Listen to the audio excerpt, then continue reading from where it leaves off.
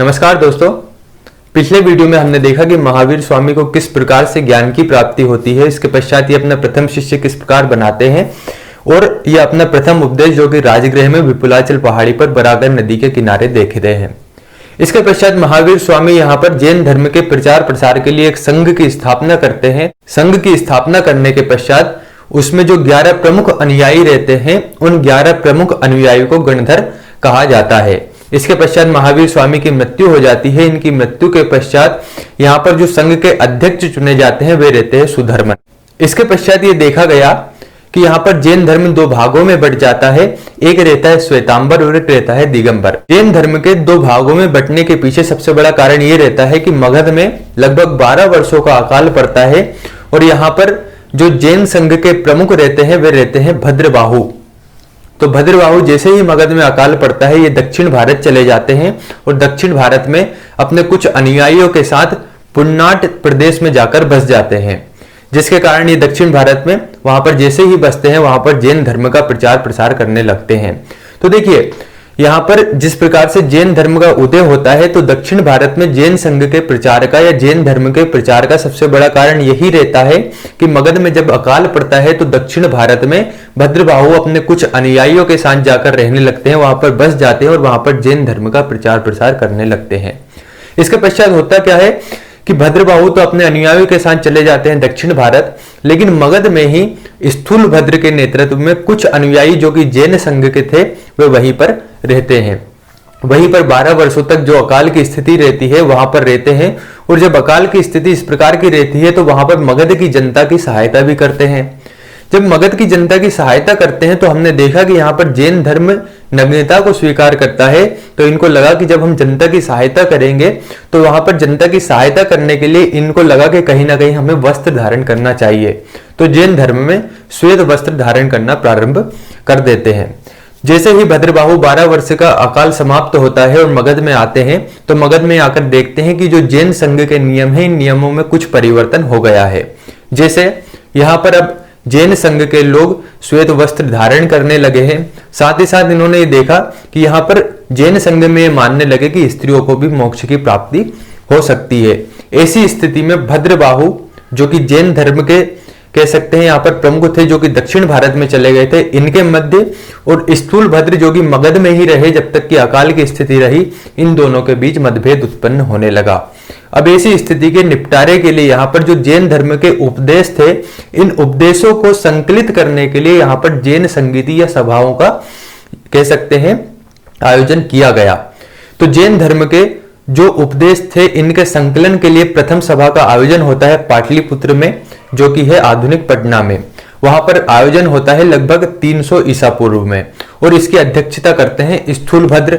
स्थूल भद्र के अध्यक्षता में यहाँ पर प्रथम जैन संगीति का आयोजन होता है और इसमें जो जैन धर्म के उपदेश होते हैं या जैन साहित्य होते हैं उन उपदेशों को संकलित करने का कार्य किया जाता है, जिन्हें 12 अंग कहा गया या उन्हें अंग कहा गया, जिनकी संख्या रहती है 12। लेकिन भद्रबाहु इस जैन संगीति का बहिष्कार करते हैं, जिसके परिणाम स्वरूप जैन धर्म दो भागों में बढ़ जाता है।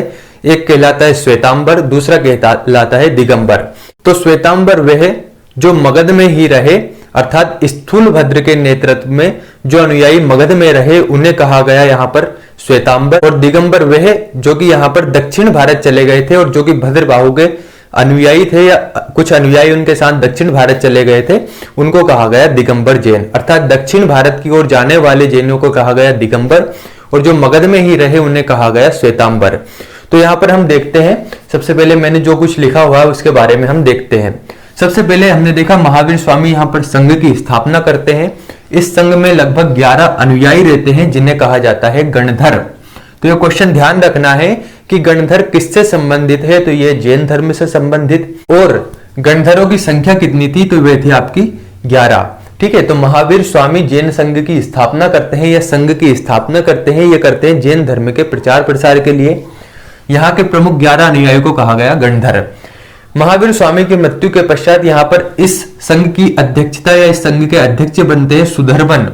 बहुत महत्वपूर्ण क्वेश्चन है कि महावीर स्वामी की मृत्यु के पश्चात जैन धर्म के प्रथम अध्यक्ष कौन बने, तो वे बने थे सुधर्मन। इसके पश्चात हमने देखा जैन धर्म का विभाजन दो भागों में हो जाता है, एक कहलाता है श्वेतांबर, दूसरा कहलाता है दिगंबर। तो श्वेतांबर वे जो कि श्वेत वस्त्र धारण करते हैं या जो मगध में ही रहे वे कहलाए श्वेतांबर, और जो दक्षिण भारत भद्रबाहु के साथ जो अनुयायी चले गए थे उन्हें कहा गया दिगंबर। तो इन दोनों के मध्य क्या क्या अंतर हमें देखने को मिलते हैं, एक बार हम उसको देखते हैं। तो पहला है श्वेतांबर, दूसरा है दिगंबर। जो श्वेतांबर जैन है इसके जो संस्थापक है वे माने जाते हैं स्थूलभद्र, जैसा कि हमने देखा स्थूलभद्र के नेतृत्व में मगध में ही कुछ अनुयायी रुके। तो श्वेतांबर के संस्थापक है स्थूलभद्र, जबकि दिगंबर के संस्थापक है भद्रबाहु, जो कि दक्षिणी में चले जाते हैं, दक्षिण भारत में जाकर जैन धर्म का प्रचार प्रसार करते हैं और पुण्नाट प्रदेश में जाकर बसते हैं। तो श्वेतांबर जैनियों के जो संस्थापक है वे स्थूलभद्र और दिगंबर जैनियों के संस्थापक भद्रबाहु। दूसरा, चूंकि हमने देखा कि यहाँ पर अकाल पड़ा और जनता की सहायता के लिए इनको लगा कि हम नग्नता की अपेक्षा यहाँ पर अगर सफेद वस्त्र धारण करें तो यहाँ पर हम सहायता करना ज्यादा उचित समझते हैं। ऐसी स्थिति में श्वेतांबर जैन श्वेत वस्त्र धारण करते हैं, जबकि जो दिगंबर जैन है ये इस परिवर्तन को स्वीकार नहीं करते हैं, इस बदलाव को स्वीकार नहीं करते हैं और ये पूर्णतः नग्न रहकर ही तपस्या करते हैं। अगला है कि महावीर स्वामी को ये भगवान मानते हैं, अर्थात श्वेतांबर जैनियों का मानना है कि जो महावीर स्वामी थे ये भगवान थे और इसी कारण ये मूर्ति पूजा का प्रारंभ करते हैं। तो ध्यान रखना है श्वेतांबर जैन द्वारा मूर्ति पूजा का प्रारंभ किया गया। क्यों? क्योंकि यहाँ पर महावीर स्वामी को ये भगवान के रूप में पूजने लगे थे, जबकि दिगंबर जैनों का ऐसा मानना था कि महावीर स्वामी केवल पुरुष थे जिन्होंने अपनी इंद्रियों को वश में किया, जिसके कारण ये जिन या जैन कहलाए, अर्थात विजेता कहलाए। अगला हम देखते हैं कि श्वेतांबर जैनियों में देखा गया कि स्त्री के लिए मोक्ष संभव है। इसका कारण ये बताया क्योंकि यहाँ पर इन्होंने अब श्वेत वस्त्र धारण करना प्रारंभ कर दिया था, जिसके कारण इन्होंने कहा कि अब स्त्रियों के लिए भी मोक्ष संभव है, जबकि दिगंबरों का मानना है कि स्त्री के लिए मोक्ष संभव नहीं है। अगला है, हमने देखा था 19वें नंबर के तीर्थंकर थे मल्लिनाथ, जिनका जो प्रतीक चिन्ह था कलश या जल कलश था। तो श्वेतांबर जैनियों का मानना है कि मल्लिनाथ स्त्री थे, जबकि दिगंबर जैनियों का मानना है कि मल्लिनाथ पुरुष थे। ये इन दोनों के बीच में प्रमुख अंतर है। तो अगर क्वेश्चन बनता है कि दिगंबर जैन के संस्थापक या प्रमुख कौन थे, तो भद्रबाहु। श्वेतांबर जैन के संस्थापक या प्रमुख थे स्थूलभद्र। श्वेतांबर श्वेत वस्त्र धारण करते थे, दिगंबर पूर्णतः नग्न रहकर तपस्या करते थे। ये इस प्रकार के इनके बीच में प्रमुख अंतर है। फिर हमने देखा कि यहाँ पर जैन संगीतियों का आयोजन होता है और उसमें प्रमुख रूप से जो प्रथम संगीति होती है वहां पर 12 अंगों का संकलन किया जाता है। तो ध्यान रखना, अब हम जैन संगीतियों को देखते हैं और यहाँ से महत्वपूर्ण क्वेश्चन बनते हैं। अधिकांशतः एग्जाम में आपको जैन संगीतियों से क्वेश्चन बनना देखा जाएगा। तो जैन संगीतियां जिन्हें सभाएं भी कहा जाता है, तो प्रथम संगीति हम देखते हैं। जैन धर्म से संबंधित प्रथम संगीति होती है, स्थान है इसका पाटलिपुत्र जो कि आधुनिक पटना है, वहां पर प्रथम जैन संगीति होती है और ये लगभग 300 BC अर्थात 300 ईसा पूर्व होती है और इसके अध्यक्ष रहते हैं स्थूलभद्र, वही स्थूलभद्र जो कि श्वेतांबर संप्रदाय या श्वेतांबर जैन के संस्थापक होते हैं। तो इस संगीति में किया क्या जाता है, यहाँ पर जो महावीर स्वामी के उपदेश है उन उपदेशों का संकलन किया जाता है, जिन्हें अंग कहा जाता है। तो लगभग 12 अंगों का संकलन इस प्रथम जैन संगीति में किया जाता है। तो ध्यान रखना है, प्रथम जैन संगीति 300 BC या 300 ईसा पूर्व होती है। इसका स्थान रहता है पाटलिपुत्र। पाटलिपुत्र या आधुनिक पटना में संगीति होती है। इसके अध्यक्ष रहते हैं स्थूलभद्र और इसमें लगभग 12 अंगों का संकलन किया जाता है जो कि जैन साहित्य से संबंधित है। अगली है दूसरी संगीति। द्वितीय संगीति होती है लगभग 6ठी शताब्दी में, अर्थात अगर हम इसके टाइम की बात करें तो लगभग 512 ईस्वी में द्वितीय संगीति होती है और इसका स्थान रहता है वल्लभी। वल्लभी है आपका गुजरात में। तो वल्लभी या गुजरात में द्वितीय जैन संगीति होती है और इसके अध्यक्ष रहते हैं क्षमाश्रवण या देवर्धिगण। तो क्वेश्चन बनता है अगर कि द्वितीय जैन संगीति कहां पर हुई, तो वल्लभी में अर्थात गुजरात में। इसके अध्यक्ष कौन थे, तो क्षमाश्रवण या इन्हीं का नाम देवर्धिगण भी देखने को मिलता है। और कब हुई, तो ये हुई थी 512 ईस्वी में। इस द्वितीय जैन संगीति में क्या किया जाता है, यहाँ पर जो 12 अंग, उपांग, प्रकीर्ण, छेद सूत्र जो कि जैन साहित्य से संबंधित रहते हैं, इन सभी का संकलन इस द्वितीय जैन संगीति में किया जाता है। इसके पश्चात हम देखते हैं जैन साहित्यों को। देखिए, अब जैन साहित्यों को भी यहाँ पर लिखा गया। तो जैन साहित्य की अगर हम बात करें तो जैन साहित्य को आगम भी कहा जाता है। तो क्वेश्चन ध्यान रखना कि जैन साहित्य को और किस नाम से जाना जाता है, तो इन्हें आगम कहा जाता है। आगम का अर्थ होता है सिद्धांत। तो जैन साहित्य को आगम साहित्य भी कहा जाता है। और जो जैन धर्म का प्रचार प्रसार हुआ था, यह हुआ था प्राकृत भाषा में। तो यह अधिकांशतः क्वेश्चन बनता है कि जैन धर्म का प्रसार किस भाषा में हुआ, तो वह हुआ था प्राकृत भाषा में। जबकि जो जैन साहित्य है, इन जैन साहित्य को अर्धमगधी भाषा में लिखा गया था। इन दोनों क्वेश्चनों को हमेशा ध्यान रखना कि जैन साहित्य या जैन धर्म का प्रसार हुआ था यहाँ पर प्राकृत भाषा में। जबकि अगर हम जैन साहित्य की लिखित बात करें कि जैन साहित्य किस भाषा में लिखे गए, तो ये लिखे गए थे अर्धमगधी भाषा में। तो अब हम देखते हैं जैन साहित्यों को। तो जैन साहित्य जिन्हें हम पुस्तक भी कह सकते हैं, तो शुरू करते हैं हम जैन साहित्यों के बारे में। पहला है अंग। तो जैन साहित्य में लगभग 12 अंगों की रचना हुई है और इन अंगों में दिया गया है जैन सिद्धांत, अर्थात जैन धर्म से संबंधित जो भी सिद्धांत दिए गए हैं वे दिए गए हैं अंग में, जिनकी संख्या है 12।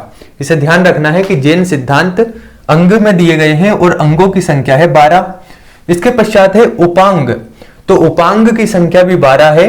और उपांग जिस प्रकार से हमने देखा था वेदों को समझने के लिए वेदांग की आवश्यकता पड़ी और वेदांग की रचना की गई, ठीक इसी प्रकार से अंगों को समझने के लिए उपांग की आवश्यकता पड़ी और यहाँ पर उपांगों की संख्या है 12, अर्थात अंगों को समझने के लिए उपांगों का निर्माण किया गया।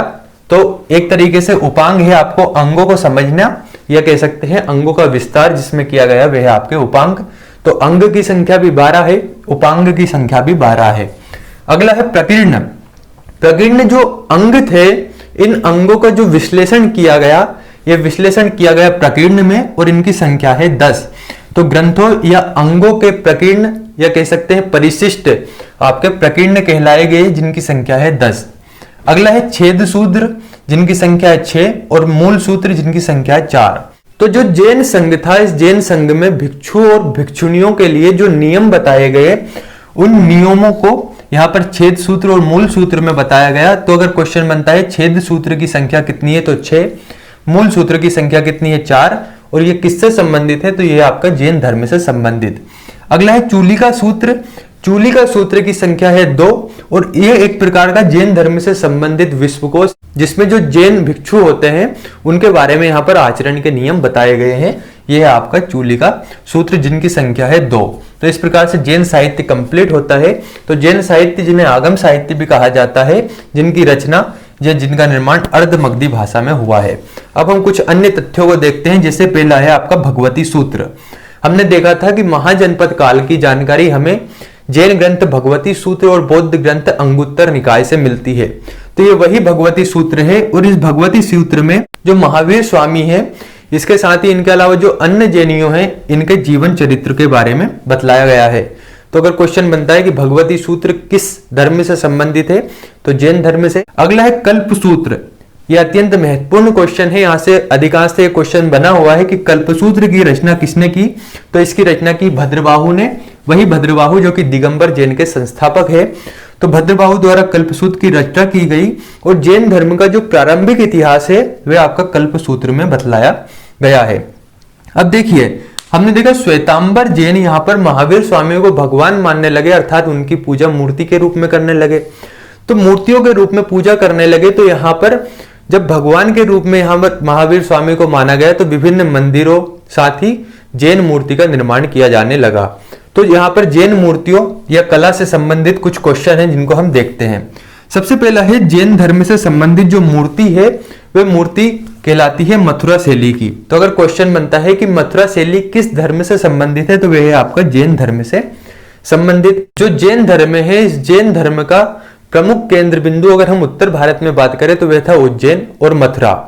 तो मथुरा में इसका प्रथम केंद्र बिंदु था। तो यहाँ पर जैन धर्म से संबंधित जैन मुनि अर्थात महावीर स्वामी की प्रमुख मूर्तियों का निर्माण किया गया, जिससे के कारण यहाँ पर अधिकांशतः मूर्तियां बनी मथुरा में, जिसे मथुरा शैली के नाम से जाना गया। तो अगर क्वेश्चन बनता है कि मथुरा शैली किससे संबंधित है, तो वह आपका जैन धर्म से संबंधित। दूसरा, माउंट आबू का अर्थात जो माउंट आबू पर्वत है, वहां पर जो दिलवाड़ा मंदिर का निर्माण किया गया है, ये जैन धर्म से संबंधित मंदिर है। इसका निर्माण गुजरात के चालुक्य या सोलंकी शासक भीमदेव प्रथम के सामंत या मंत्री विमल शाह ने करवाया था। तो इसका क्वेश्चन अधिकांशतः बनता है कि माउंट आबू पर जो दिलवाड़ा का मंदिर है वह किस धर्म से संबंधित है, तो वह आपका जैन धर्म से संबंधित। इसका निर्माण किसने करवाया था, तो वह करवाया था विमल शाह ने, जो कि थे चालुक्य सोलंकी वंश के शासक भीमदेव प्रथम के मंत्री। अगला है खजुराहो मंदिर। तो पहला यह कि खजुराहो मंदिर हिंदू और जैन धर्म दोनों धर्मों से संबंधित है। तो अगर क्वेश्चन बनता है कि खजुराहो मंदिर किससे संबंधित है, तो यह आपका हिंदू और जैन धर्म से। दूसरा ये कि खजुराहो मंदिर का निर्माण किसने करवाया, तो चंदेल शासकों द्वारा खजुराहो मंदिर का निर्माण करवाया गया था। तो जो लोग एमपीपीएससी की तैयारी करते हैं, मध्य प्रदेश लोक सेवा आयोग की तैयारी करते हैं, उनके लिए अत्यंत महत्वपूर्ण क्वेश्चन है, क्योंकि यह आपका मध्य प्रदेश राज्य से संबंधित क्वेश्चन है। तो इसे ध्यान रखना है कि खजुराहो का मंदिर जैन धर्म से संबंधित है। इसका निर्माण यहाँ पर चंदेल शासकों द्वारा करवाया गया और ये हिंदू एवं जैन धर्म दोनों से संबंधित है। तो एक और है आपका अगला अनेकांतवाद, स्यादवाद या सप्तभंगी सिद्धांत। तो अगर क्वेश्चन बनता है कि सप्तभंगी सिद्धांत या स्यादवाद का सिद्धांत अथवा इसका एक और नाम अनेकांतवाद का सिद्धांत, ये किस धर्म से संबंधित है, तो यह है जैन धर्म से संबंधित। देखिए, इस सिद्धांत के अनुसार ये कहा जाता है कि एक ही वस्तु के विभिन्न रूप होते हैं और ऐसा माना जाता है कि एक ही वस्तु के लगभग 7 रूप होते हैं, जिसके कारण इसे सप्तभंगी सिद्धांत कहा जाता है।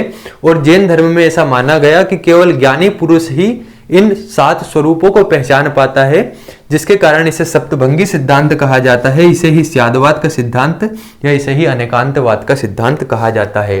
तो इस प्रकार से हमारा जैन धर्म कंप्लीट होता है। इसके पश्चात जो अगला वीडियो रहेगा उसमें हम देखेंगे बौद्ध धर्म के बारे में। अधिकांशतः आपके जैन धर्म से संबंधित क्वेश्चन इन तीनों वीडियो में, जो कि आज का और पिछले 2 वीडियो है, इनसे कंप्लीट हो जाएंगे।